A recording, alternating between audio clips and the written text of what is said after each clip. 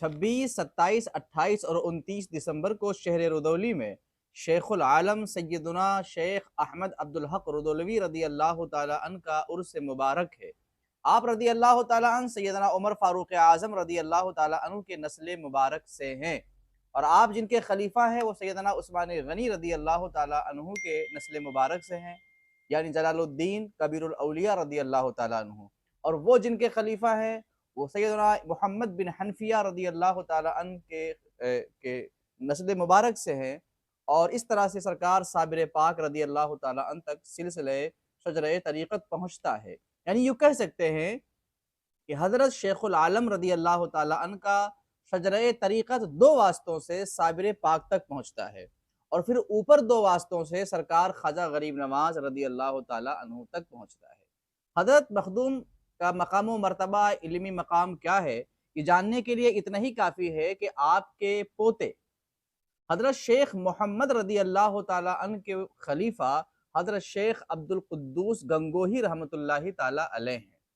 हज़रत शेख अब्दुल कुद्दूस गंगोही का मकाम व मर्तबा इतना बुलंद है कि उनके खुलफा में मुजद्दिद अल-फ़सानी रदी अल्लाह ताला अन के वालिद गरामी हज़रत शेख अब्दुल अहद रदी अल्लाह ताला अन्हु भी आते हैं। हज़रत शेख अब्दुल कुद्दूस गंगोही की जो नस्ल मुबारक है वो इमाम आज़म अबू हनीफ़ा से जाकर मिलती है, और आप हज़रत शेख सफ़ीउद्दीन रदी अल्लाह ताला अन्हु के पोते हैं। हज़रत शेख अब्दुल कुद्दूस की शादी हज़रत शेखुल आलम रदी अल्लाह अन्हु की पोती के साथ हुई। शेख अहमद अब्दुल हक रुदौलवी की कई करामात मशहूर हैं, और आपके हवाले से कई किताबें भी लिखी गईं। शेख अब्दुल कुद्दूस ने एक किताब लिखी है अनवारुल उयून के नाम से, और उसमें कई करामतें उसमें मज़कूर हैं। मैं ख़ास तौर से तारीख़ मशाइख़ चिश्त का ज़िक्र कर रहा हूँ, चूँकि लिखने वाले एक देवबंदी जमात के एक आलिम हैं, इसलिए मैं इसका ज़िक्र कर रहा हूँ कि इन्होंने भी हज़रत शेखुल आलम के तसर्रुफ़ात को और आपकी ताकत व क़ुदरत को और करामात को तस्लीम किया है।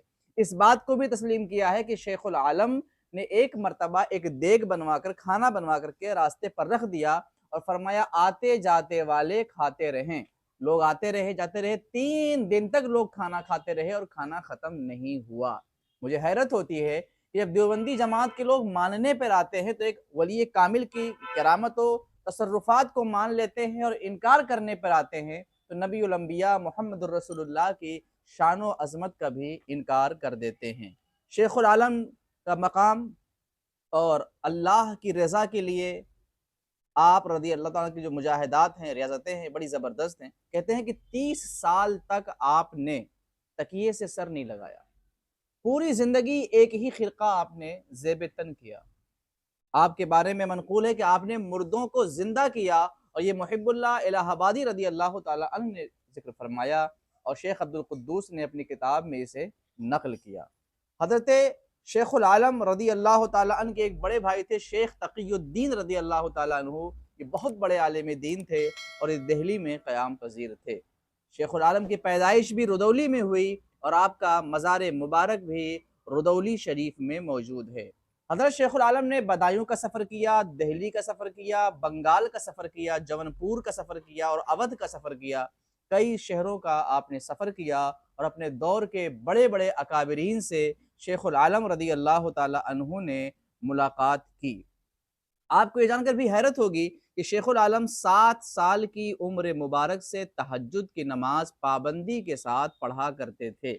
हज़रत शेखुल आलम के दादा, जिनका नाम शेख दाऊद था, सुल्तान अलाउद्दीन खिलजी के ज़माने में ये हिंदुस्तान आए, और नसीरुद्दीन चिराग़ देहलवी रदी अल्लाह ताला अन्हु के ये खलीफा थे। अलाउद्दीन खिलजी ने इनको अवध में यानी रुदौली में इनको जागीर अता फरमाई, और उसके बाद आप रदी अल्लाह ताला अन्हु की पैदाइश भी रुदौली शरीफ में हुई। आने वाले इसी महीने में 26, 27, 28 और 29 को रुदौली शरीफ में आपका उर्स मुबारक है। आपके बड़े मनाक़िब हैं, बड़ी फ़ज़ीलतें हैं, बड़ी करामतें हैं, कसीर किताबें आप पर लिखी गई। अल्लाह ताला आपकी फ़ैज़ व बरक़ात से हम सब को माला माल फ़रमाए।